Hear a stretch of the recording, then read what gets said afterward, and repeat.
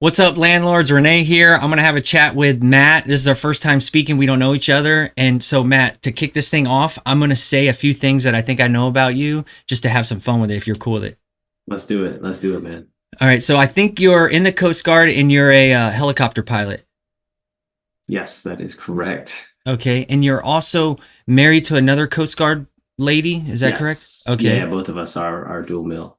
Okay. And you guys are Tesla enthusiasts. Yes, we do share some Tesla content Okay. from time to time. And the last thing I have is I'm kind of tracking that you guys either have like a channel or something where you promote products. I don't know if it's any products or just Tesla specific stuff because I've seen some of your videos of you guys like washing the Tesla and putting little accessories. Can you explain that a little bit? Yeah, so like a company reached out to us, and it was like our first time doing sort of like affiliate marketing for that product. And so they sent us that product, and all they wanted in return was a 3 to 5 minute video. And so we were like, well, great, let's check out the product. And to this day, we still use it. It's just like some small accessories, a cup holder, I think like a secret compartment, and one other thing. Um, oh, like a little glove compartment box, with just inside the interior there. And so, yeah, we were like, cool. I mean, there's pretty much no strings attached. We get the products. We just have to create the review. And, for us, we still use that product. So we felt like, we were comfortable posting that versus, if we use the product and it was like not really good quality, we would not feel pretty much like authentic to be sharing that or posting that product as well. And so yeah, I know it was a cool experience. That was the one and only time we've done that. So Okay. the other videos are us like purchasing and not sponsoring like videos, like just products that we purchase on our side. Okay, cool. Yeah, I was just wondering about that stuff. That's awesome. So to kick this thing off, I have like, regimental type of questions that I like to go through with you. And the first thing is your age. How old are you? So I turned 31 2 weeks ago. Yeah, end of October. Yeah, end of Okay. October. So All right. yeah, And making most that transition out you of still my look 20s. you still look like a young 20-year-old. That's awesome that Yeah, you're a yeah. pilot I and gotta, everything. I gotta, I gotta thank my mom's genes on that side. So, have you guys broken the Millionaire Club net worth? Like, I know a lot of real estate investors track that. Yeah, and that was something that was a huge milestone. I think we were really working hard towards. And there was actually the moment where I looked at Jess and I was like, do we do anything differently? And she's like, no, we just stay the path. And so that was like a really cool aha, like light bulb moment that, in the beginning, you might have these materialistic or number oriented goals that you're searching for. But once you hit it, you're already like, as you're approaching that goal, you find yourself already moving that benchmark. And so, while it was like, a real testament to like hard work and creating a plan and sticking to that plan, I think it was a little less, or it was a little like anticlimactic when it happened.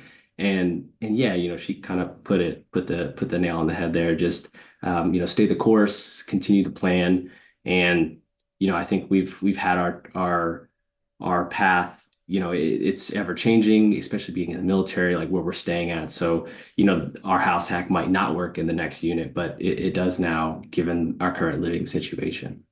So, were you in your 20s when you broke the infamous 1 million net worth, or was it right at 30 and you're like now at I 31? was, I was, yeah, I was 30, and my wife, she's a little bit older than me, so we were both 30 and 31. Wow, So that's awesome. It's really yeah, impressive. That it's just a milestone that a lot of us like, oh, millionaire thing. But it's funny. I do like the way you put that because once you hit it, you're like, oh, everything feels the same. It's not anything special. yeah, exactly. You didn't need to make these, drastic life-changing decisions, right? It's just those small decisions that, they take time. They'll take 5 to 10 years of sticking to that plan. So Yeah, a lot different than what you'd see maybe on social media nowadays, right? With a yeah, little bit of that instant gratification, yeah. culture, which is it gets people. I'll be honest. Yeah, it's unrealistic. So how long have you guys had your rentals? So we acquired the first property in 2020. So that was the fall of 2020. So pretty much right after COVID. And then, so we did 2020, 2021, and 2022. So we got three properties in 3 years. And that was kind of our big like ramp up in our real estate portfolio phase. And so it was the first 2 years, it was two single family properties. Or sorry, one single family property, triplex, then single family property. So we kind of sandwiched a multifamily in between those single families. Okay. That's those are all still like would is that considered small multifamily or Yeah, because it's under okay. 4 units. Like Okay, all I right. think the 1 to 4 units, and that to answer your question, right? Like that's the tool that we used was a VA loan, and that's how they qualify or sorry quantify small multifamilies that 1 to 4 units using a Okay. VA loan. So it kind of makes sense. That's cool. So why did you guys get into real estate investing? Because you guys are kind of like partnered on this venture, right? Yeah, yeah. I think it definitely started when I was going through training in Pensacola, Florida, and my wife was at the time she was in Houston. So we were both living, I guess I was geo-bacheloring, right, in the military. We were living apart, and at that time, it just financially didn't make sense for us to, um, we wanted to have like a little bit of like cutting into that housing expense because we realized like after you start learning and looking at the numbers and doing a income statement, doing a budget, you know, what is the number one expense that you're having primarily is your housing expense, right? So I started learning about real estate and come to find out, I was looking for ways, how can I eliminate or greatly reduce that number one living expense? And so for us, it made sense to get roommates. And the opportunity came up where I was able to purchase like a single family home. It was a 4 bedroom, 2 bath, and then I also had two roommates that were doing the same flight training that I was doing. So it was sort of a situation that worked for our lifestyle at the time. We didn't have kids, we weren't living together. So, while we were already making that sacrifice, it sort of aligned with that lifestyle that we were living. And you use the VA loan? Yes, that is Okay. correct. That's great. And you guys were getting both of you were getting BAH, right? If you all do the same thing in the Coast Guard, base allowance for housing. Yeah, yeah. So I know you got a military background as well. So Yeah. I'm sure, I don't know if you've kind of shared with your audience, but that's basically it. Yeah, Yeah. 100% correct. Is you get your basic allowance for housing and, based on certain zip codes. So I think, when Jess was living in Houston, it was a little bit higher than what I was getting in Pensacola area. Man, that's awesome. Yeah, I'm glad you were able to use those benefits, those perks that you get from serving the country to your advantage because that's you earned it and you deserve that stuff. So, if I got this right, you were looking to reduce your number one living expense, which would be the mortgage. So then you got roommates and the VA. So that's kind of like started the journey. It was just like kind of like problem solving, like what's in front of you. Is that right? Yeah, yeah, and it definitely did not all come on me, right? Like I reached out to those that maybe were a little bit ahead in their journey, right? They closed on a house, and I was like, hey, what's that process like? And can you show me how to run the numbers? And I think at the time, I was doing a lot of like one rental at a time, bigger pockets, and active duty passive income. So for educational purposes yeah, I have no problems, kind of shouting those three resources out. And yeah, I think I just started to consume a lot, like learn a lot, but then at some point, you have to maybe, get over that hurdle and take a jump, if you will. Yeah. And when you first started out, did you do your property management on your own or you hired a property manager? Yeah, so I think the transaction of that first house hack is pretty extraordinary, right? You're, a homeowner, you're a landlord, property manager, and then an investor, if you will, right? So like you kind of like you're hitting like a lot of hats. And so it just made sense while I was living there. I was going to self-manage.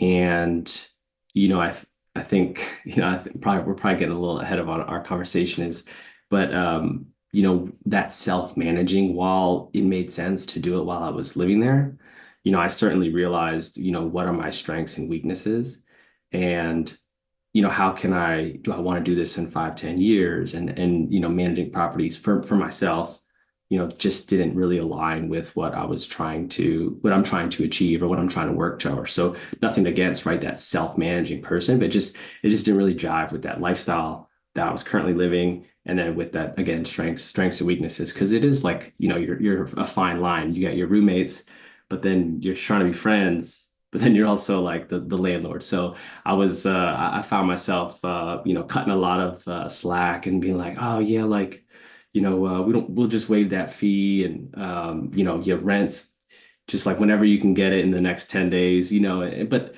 it wasn't bad because I knew the situation that because we were all military, but I just kind of blurred those lines a little bit. So that's kind of where my perspective came from. Okay, cool. That's good info. Thanks. I think I got some more questions on that, but I'm glad you knocked it out already. Can you tell me Yeah. your education? Because I think you got to have a bachelor's at least to be an officer, right? Yeah, so my education was I first did after high school I did community college at Northern Virginia Community College, and then went to prep school for the Coast Guard Academy, and then to the Coast Guard Academy. So I ended up graduating with a bachelor's in mechanical engineering, and then Cool. obviously that's kind of where I met my wife up at the academy, and we graduated in 18. So. Okay, so that's awesome. What does your wife do in the Coast Guard? So she's the brains of the bunch because she's going to law school, actually funded through the Coast Guard. So it's like called a CG JAG, or Judge Yeah, Advocate General. And yeah. so she's currently doing that. It's a 3-year schooling process, so she's in her first year. And upon that completion of law school, she'll assume a role within the Coast Guard JAG Corps. Wow, you guys are a powerhouse. Yeah, I can see lots of potential. Yeah, I Okay, mean, hey, just trying to keep moving forward, small steps here and there. But yeah, we certainly we're grateful to be in this position 100%. so do you currently self-manage any of your properties right now? Like, because some are far and some are close. Yeah, so so kind of to paint a picture, like we're in New Orleans in a triplex, and the two single families are in Pensacola, Florida, or in the suburbs of Pensacola.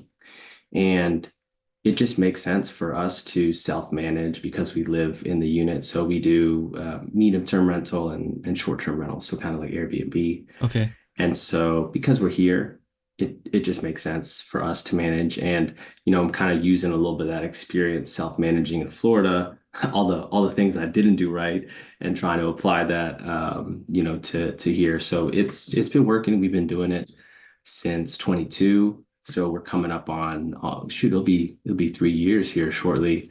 And yeah, just I think kind of said it earlier, it just kind of fits the lifestyle to be able to manage. We have the tools and the kind of the referral network of people if we need stuff done.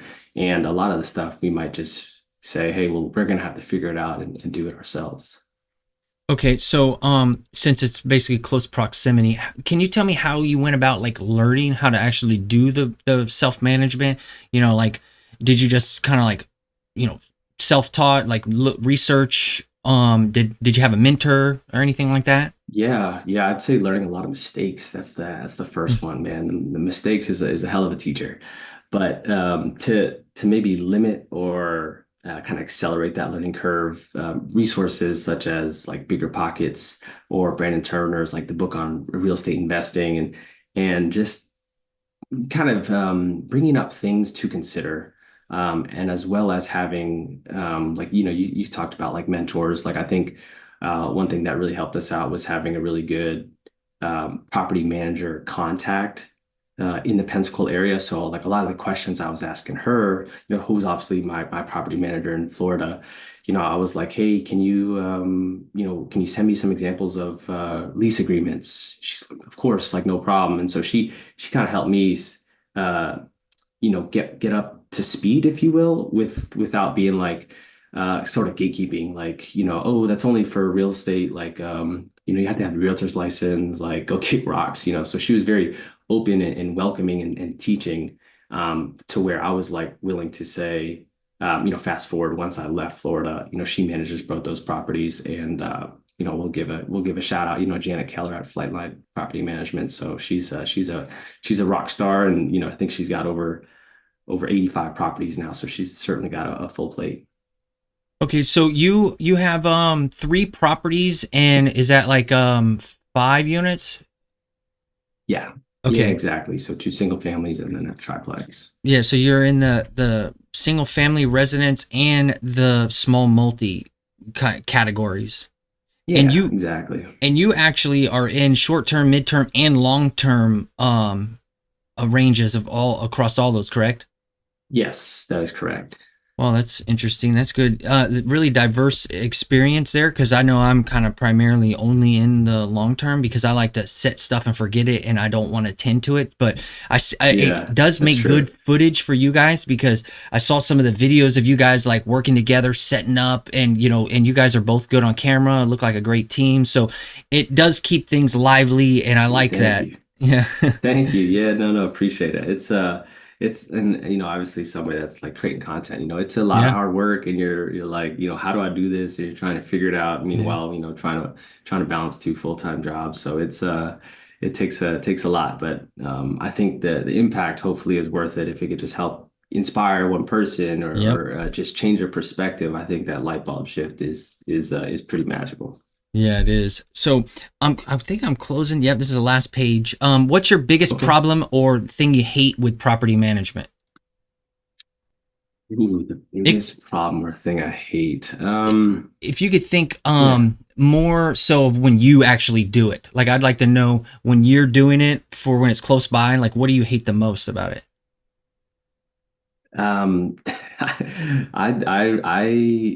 I'm not really a confrontational person, so like sometimes, and just because I don't like it, I understand that it is required of the position to do that, so while I don't necessarily look forward or enjoy it, I think that managing those things that come up, those problems, I think you can put a system in place to help maybe mitigate a lot of that stuff, but there's going to be some one-off stuff that does happen, that does occur, and I think for us, if because we like to, like, I would not want to be bound to a location, to then respond or manage, and like you could have like that referral network, if you will, like a process. Hey, you got work requests, go ahead, submit it on the portal, contact so and so, and schedule a time, right? Like that can work, and I think that's probably that's what we did, at least for when I was self-managing.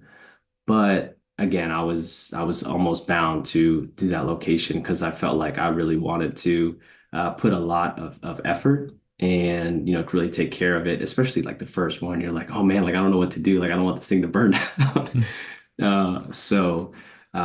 Yeah, I think there was taking a little bit of like pride, but I did feel like, hey, like we want to take a trip, like weekend trip. Sometimes I think we're better about it now. Excuse me. But I think in the beginning it was just something to consider, like, oh, can we take a week-long trip, or what if something happens, and you start playing the what if game, and that can't really be too conducive to fostering that long-term investing or long-term relationship. Okay, thanks. So when you have like maintenance issues currently, like right now, I'd like to know, like, how do you go about handling that? Like, for example, do they text you and then you go get direct with a contractor and you coordinate it? Because I think I saw a post somewhere on your X, because I think that's where I saw it, where you had a picture of some maintenance or something that was going down. I don't know if a HVAC was getting replaced or something. How do you Oh, go about that?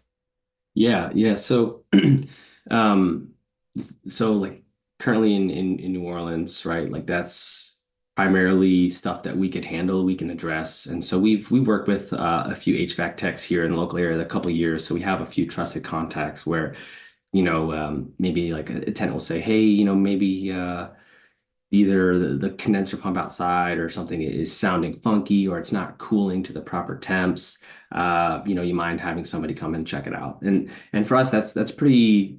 It's pretty streamlined. It's just a message because it's on through um,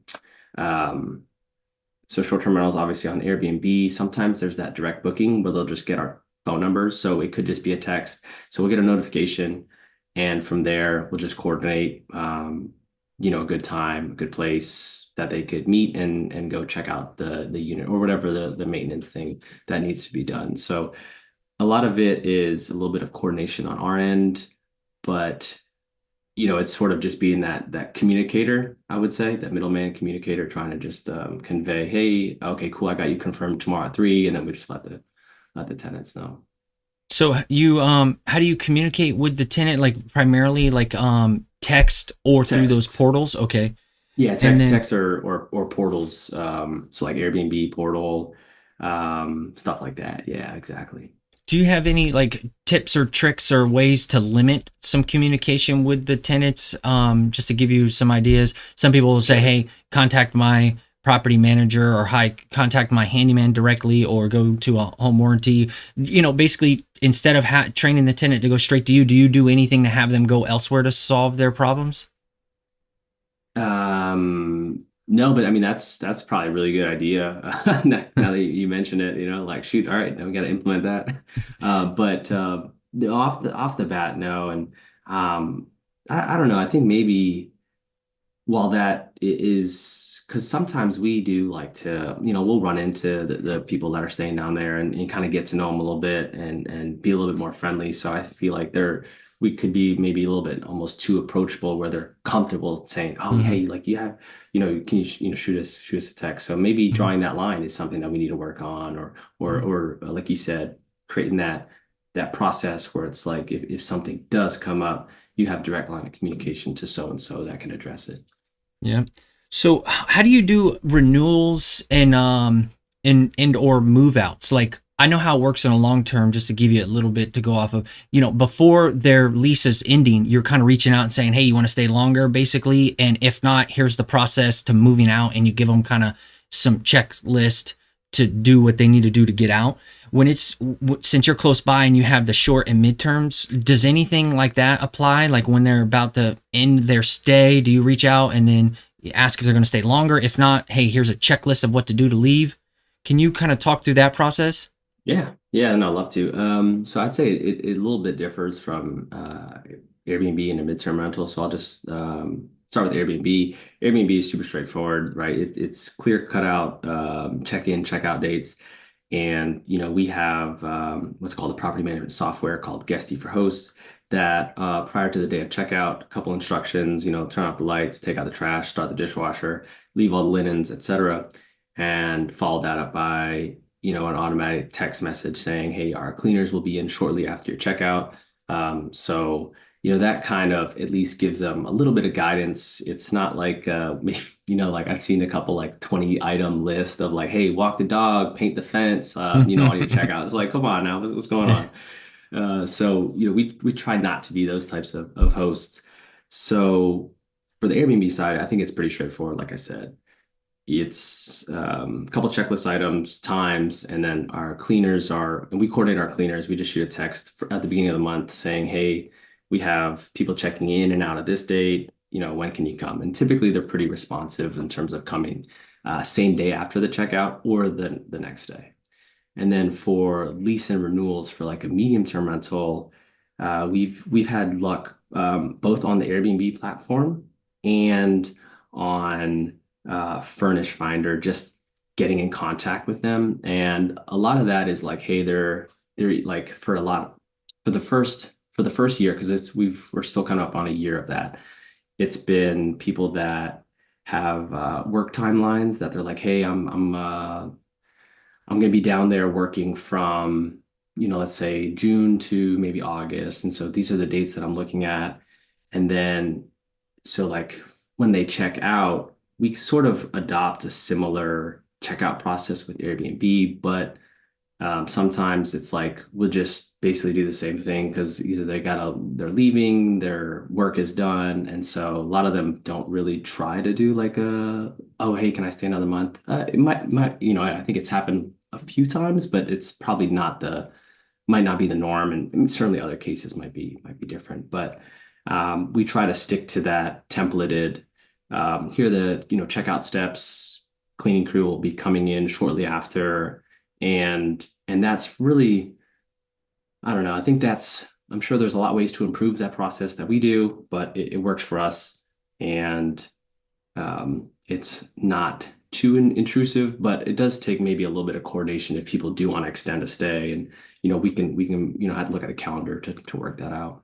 Okay, yeah, that makes sense. It seems like they'd be less likely to stay because it's more like a hotel kind of booking style. You know when you're getting there, you know when Yeah, you're leaving, and there's less, yeah. chance of them gonna want to stay longer. Okay, Yeah, it's because they like, oh, got we gotta, contracts. catch a flight, or yeah, I'm working here and Yeah. I'm doing an internship. Like we had internships over the summer, like big oil and gas industries out here, lots of medical. So we've had a couple of physicians stay, and hey, my rotation is from this date to this date, and every once in a while we might get like, hey, I really enjoyed it. Mind, can I come back next year, or can I come back in a couple months? And we're more than happy to accommodate if we have the calendar availability. Okay, how do you handle keys with the moving in and moving out process? Yeah, no, great question. I think with that we do Schlage keyless locks, and what's great about that is um, it's actually different for the Airbnb than it is the medium term rental. So the Airbnb, we used August locks, and that codes they link in with our property management software, so they automatically generate random codes, and we have a text template that will send out the morning of that, hey, here's your code, this is the check-in process.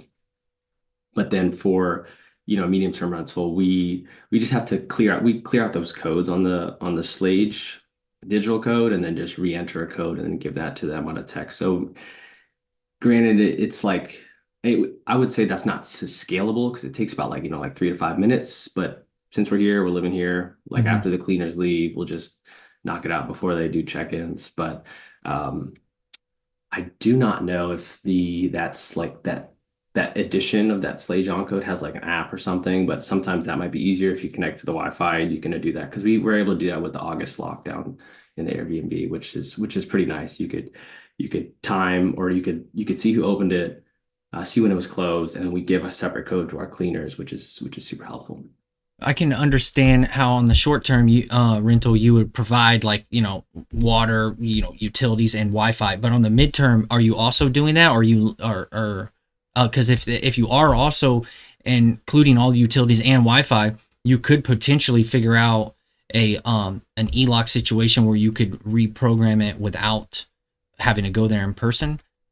Yeah, no, that's a good point. Yeah, so like you said, the Airbnb, we do that electronic lock through Wi-Fi, and that's a couple hiccups. I think with the Wi-Fi, power goes down, which have to like Hmm. reset it. Not terrible, but for the medium term rental, that could be something that we do implement or do improve upon. But I think to make things as with less resistance as possible, we cover everything. So it's like, hey, just check in, check out. You don't have to bring any furniture. Everything's covered, and that's kind of how we do it for the medium Okay. term rentals. So we cover. So yeah, that's like that could be a good idea if we wanted to do electronic lock through the Wi-Fi. Like obviously we could do that. So Okay. How do you set the rents with your short and midterm? Do they give you a suggested price? yeah, so we've gone through two dynamic pricing tools. One is called Wheelhouse Pricing. The other one is called Price Labs. I think Price Labs is a little bit more mainstream, a little bit more famous. However, we really like the interface of Wheelhouse, so we've used two. I think we've opted to go with Wheelhouse, but it's really a data aggregator that collects market rents for the Airbnb, depending on events, seasonality, what is your revenue per bedroom for that local area in a given zip code, kind of hyper focus it. So that kind of spits out like X and Y number. And then you can go in and customize, if you feel like, if you're doing just a run-of-the-mill Airbnb versus a higher end luxury. And so I feel like we try to cater somewhere in the middle of like people not trying to party, more traveling families, traveling professionals, or group travelers that are just looking for a residential neighborhood in the city, but able to like take public transportation, which we have nearby. And so trying to find that intersection is been a kind of a moving target just based on the seasonality and the way that the city is doing rules and regulations. So certainly a lot of factors to consider, but thankfully with that pricing tool, we're able to streamline a lot of that. So we're not having to just arbitrarily come up with a number, and then we take that number for the medium term rental and just compare it because there's, on Airbnb, you could see people that are soliciting for only 30 days or longer stays. And so in our neighborhood, we'll try to see what the market is looking at, what has worked for us. And, it's certainly going to be I would say between maybe like 15-20% higher than a long-term rental. So I prefer we did long-term rental and now we did medium-term rental. So we kind of have that benchmark of, what not to go under and then kind of apply that accordingly with depending on what's working. Okay. Do you know how your property manager does it in Florida for your pricing the rents? Ooh, that is a good question. What I've seen her provide us for when we are getting ready to lease it up is she'll print out like a comps from the MLS and say, hey, these are signed rent contracts of what 4 bedroom, 2 bath, 1,800 square foot is renting for in that same zip code or in that neighborhood. And so, it sort of gives us, like I said, a kind of a ballpark. And then I think we are of the mindset of instead of like there's like a bell curve. I feel like we're not trying to get the tippity top of the market rent. So if market rent's 2,000, I think you can get a higher probability of a better tenant quality if you are maybe between like 18 and 19. Granted, do your numbers work, or how do you analyze the deal? So I think we don't really try to get that like, hey, like that 100%, but we're trying to get that 90th percentile. And I think that gives us a little bit of like a larger tenant pool to hopefully screen from and eliminate a little bit some of that tenant turnover. Okay. Have you ever double checked her work? Just out of curiosity, like go on Zillow or Rentometer and kind of like just see if her comps align with what you can find. Yeah, and in the beginning, I certainly was like really kind of because I was transitioning from a self-managing to like property management. So that was in 2023, so just like a year ago. And so I think we've had one new lease up, and so I was like, well, no, that makes sense. Like those rents kind of match with what I was seeing. And Okay. from time to time, I'll try to just there's like a kind of a Facebook group of rents that I use for like rent by the room for housing. So from time to time, I'll just go and check in and see like, hey, what's the pulse? Like, are there a lot of rentals on the market now? Has rents increased? Has it decreased? And just kind of see. So it's obviously not as hands-on or intensive, but I certainly want to at least uh, feel informed, I think is probably the best way to put it. Can you tell me the process for your long-term rentals working with your property manager? How does she handle the turnovers, rehab, and showings? Like, can you just Okay. kind of walk me through like what would take place if a tenant's leaving and how does she go through that turnover, maybe rehabbing some stuff and then handling the showings? Yeah, yeah. So, thankfully, I could probably give you a really easy answer, and she just takes care of it all. She says, "Hey, this is the checkout timeline. We need to get cleaners." She'll do an inspection report. I'll see the photos on. We use Appfolio, so I'll go in. I'll see the photos. She'll mark items that need to be addressed, and for the most part, I'm just like take care of it all because she has an in-house handyman, aka her husband. So they're able to keep a lot of those costs pretty low. But for certain things, like we did a full carpet cleaning, hindsight 2020, I would have just used luxury vinyl plank. It's much easier to maintain, a little bit more durable. But I made my bed, so we got carpet, and so doing a carpet cleaning is probably like 150 for the whole house. So typically, she'll mark up from the inspection report. That's probably 2 days, give or take, from the inspection report to me seeing the report to me taking action on it. She'll coordinate all that. When she gets after that's coordinated, she'll do the photos, she'll do the listing, the leasing, she'll share it on social media. And I think we've had only a really a 10-day turnaround in terms of like from checkout to cleaning, so yeah, cleaning, repairs, photos, leasing, inspection reports, all that jazz. And I mean, that's kind of what you're paying for because I'm certainly not going to do it when I drive over from New Orleans Hmm. to Florida. So I look at it as that's why you pay people to do that. Just at something coming to mind is, wouldn't it be nice to be able to self-manage 11 months out of the lease and then just hire them for the last month in turnover? Um, for me, I always wonder, like, why do these property managers always want to tie in landlords for these long-term contracts, knowing the most work is the turnover? And Yeah, that yeah, would align with our interests more. But there's still always going to be a conflict of interest a little bit with the landlord wanting set it forget it, less problems and everything, but the property manager wanting to get in there and get their hands dirty, and kind of that's where they make their money and everything. So I don't know, I just feel like maybe the industry could change a little bit, and it might happen naturally, or everybody just, for me, my preference would be like, hey, just do it yourself. But that's yeah, just my yeah, bias. We all got our own bias. So how yeah. do you know how she screens and does the background checks? If she's got AppFolio, she does it all within AppFolio, doesn't she? Yeah, and shoot, that's for the most part. That's I think Zapfolio is pretty robust. Like you have to have over Yeah. like 50 units, and it's like an all-in-one suite. I personally haven't used it, so I really can't speak to the tools and interface of Appfolio. I just have I guess an owner's portal, if you will, where I can able to see some of the transactions, the leases, etc. So yeah, that's I can't really speak too much on how that process goes. What about your short term, midterm? How do you do it? So for that is, we just make sure that they're all verified through, like if we're using Airbnb, that's kind of their booking platform. In for when we did long-term rentals, we used TransUnion background check, and I think it was like a 30, it was like 39 or $47. And what we did is we're like, hey, if, submit an application, you got to go through a background check. It's going to cost $39 or 37 or whatever. If you're approved, we just dock it off the first month's rent. So we kind of give them a credit. And that's kind of what we did. And that's worked for, we've had 3 long-term turnovers.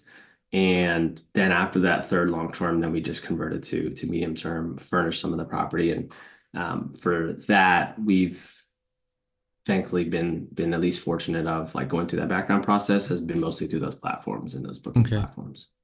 It's a different platform for the midterm and short term, but they have their own kind of background check verification process. Yeah, I don't know if it is TransUnion. I know that's a really popular one. It's like TransUnion Smart Move, I believe, Okay. is one of the companies that Okay. either handles it in-house or something like that. So Do you do condition reports, like move in, move out reports? I definitely for the long term rentals, but what about the short and the midterm? we do it for the midterm, not the short term. Okay. So for the condition reports, it's pretty straightforward. It's sort of like a, hey, give them a template that we print out, and within 24 to 40 hours, if at your convenience, right, can you go ahead and just go through inspect? Was there anything that was not working or faulty or wrong? Describe it, identify it, and then we'll obviously use that upon the checkout to say, oh no, that was a pre-existing thing. Don't worry about it. Or if they kind of, or it just begins a discussion, right? Like, hey, I noticed this thing wasn't broken before. It is now. Can you like tell me how that happened or something? And just like a discussion.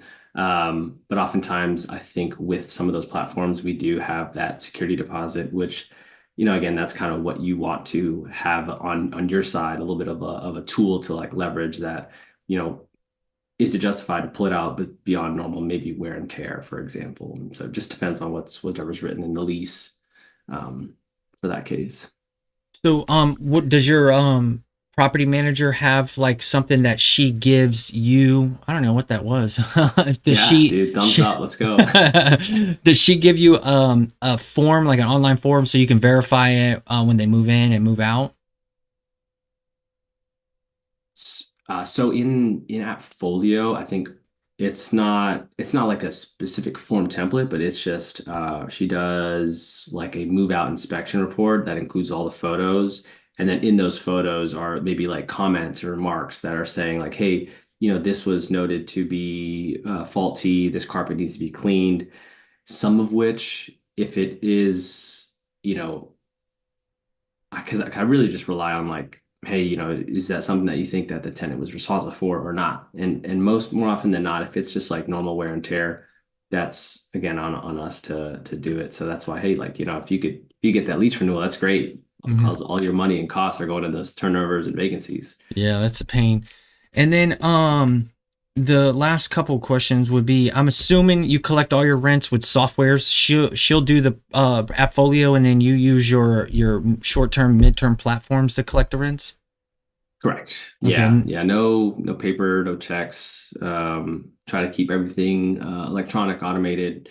We've done Zelle a couple times for those that have been maybe direct bookings versus using um, the platforms. Yeah, I couldn't think of the word.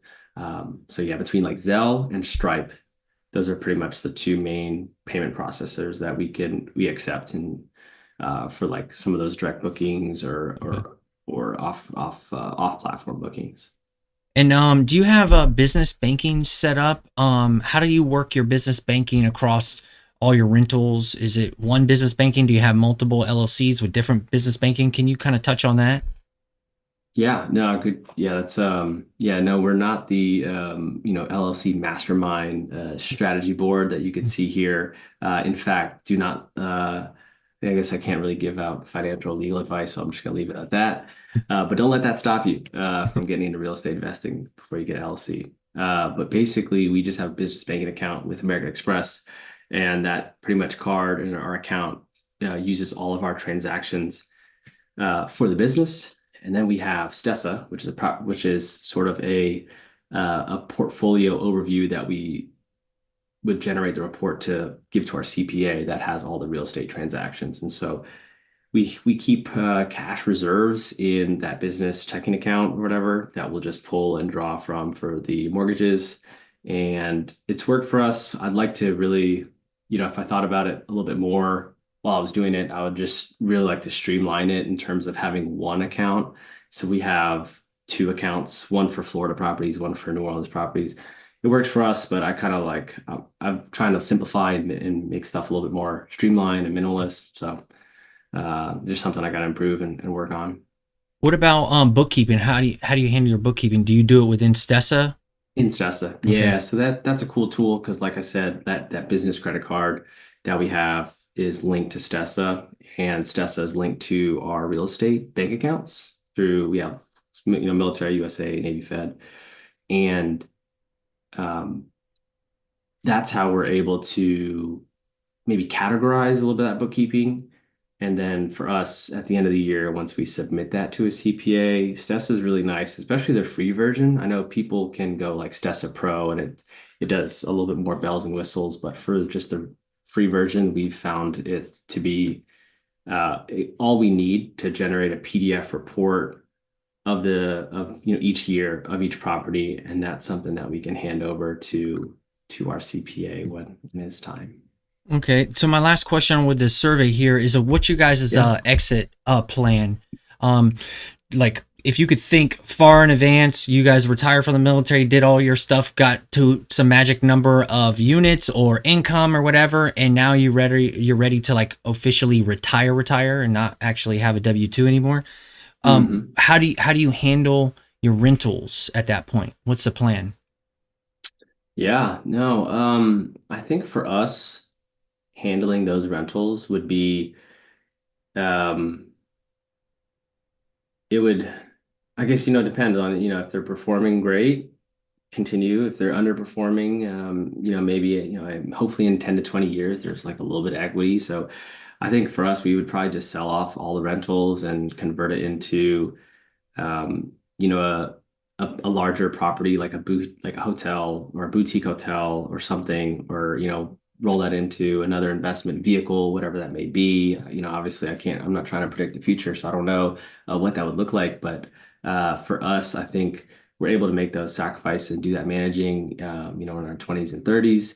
But once you know, we've maybe hit that number, hit that, like, we don't really want anything to do with being in that game. You know, we could have it part of our portfolio, but you know, I think it's just nothing that um, it's a young person's game, I would say.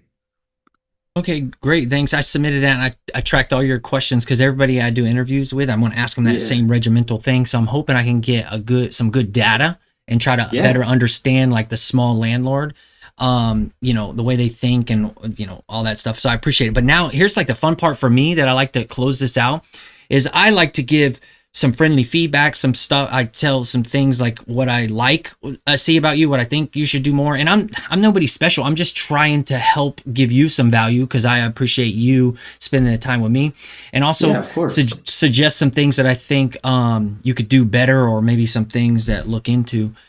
So Yeah, I love it, man. thanks. And then at the end, we'll definitely say, tell me your socials and all that stuff so people can follow you. And I'll put that stuff below, and I'll give you the footage so you can also share this conversation we've had.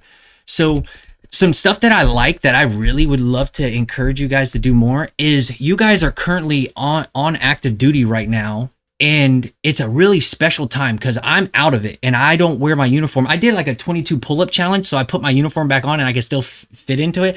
But Hey, that's better than most people. oh yeah, yeah.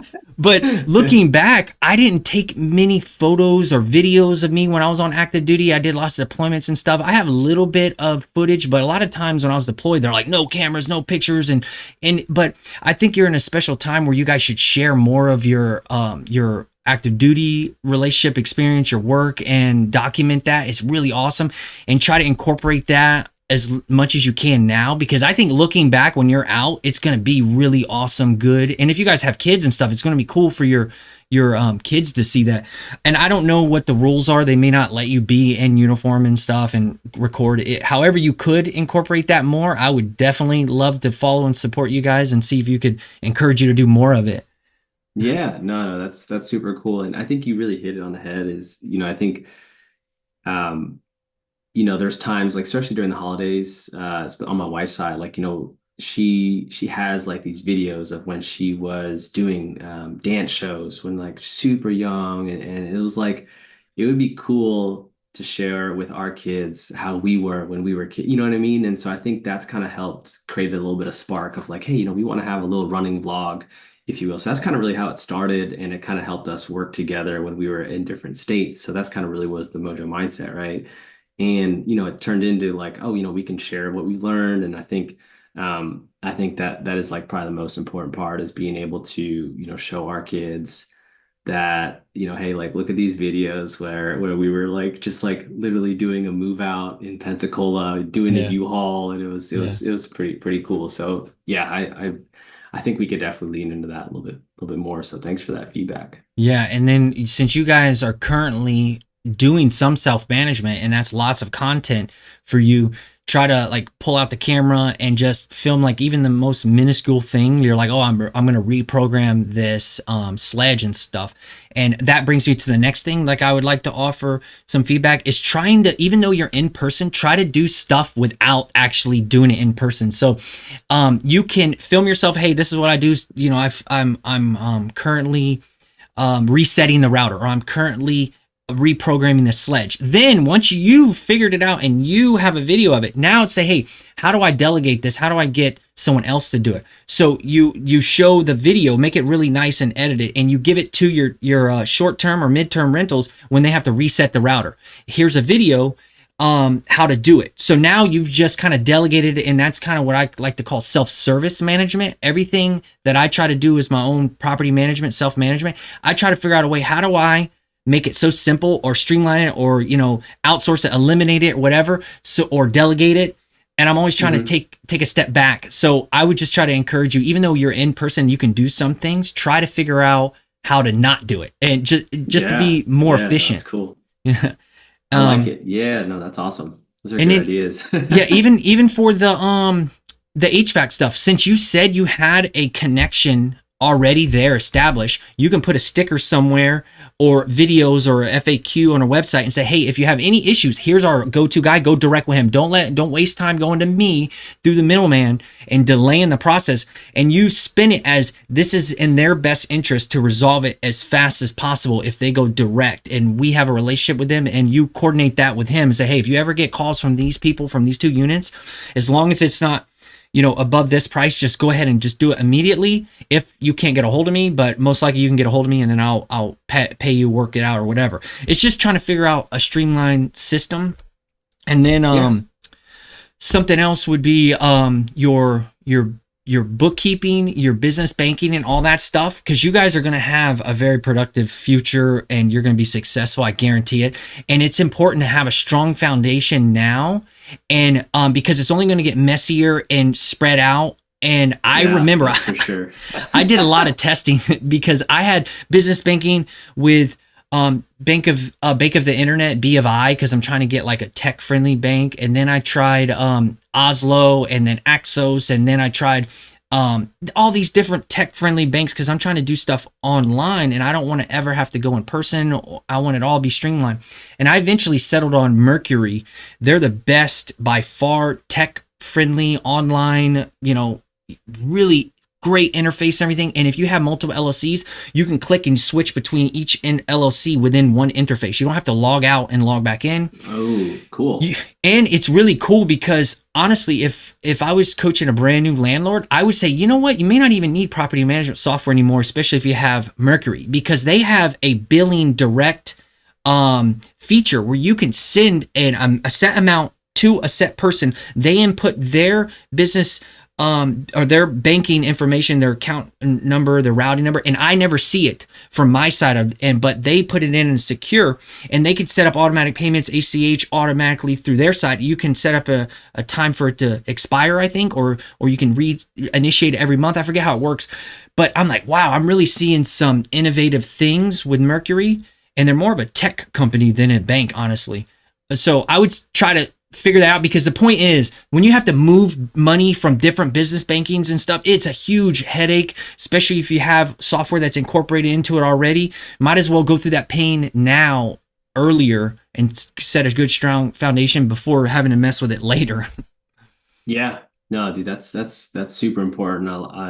I feel like, it's so easy to get things intertangled, and like you said, if you don't have that strong foundation, I mean, how are you going to scale, right? Like, you have to get those systems and processes in place. So that's good stuff.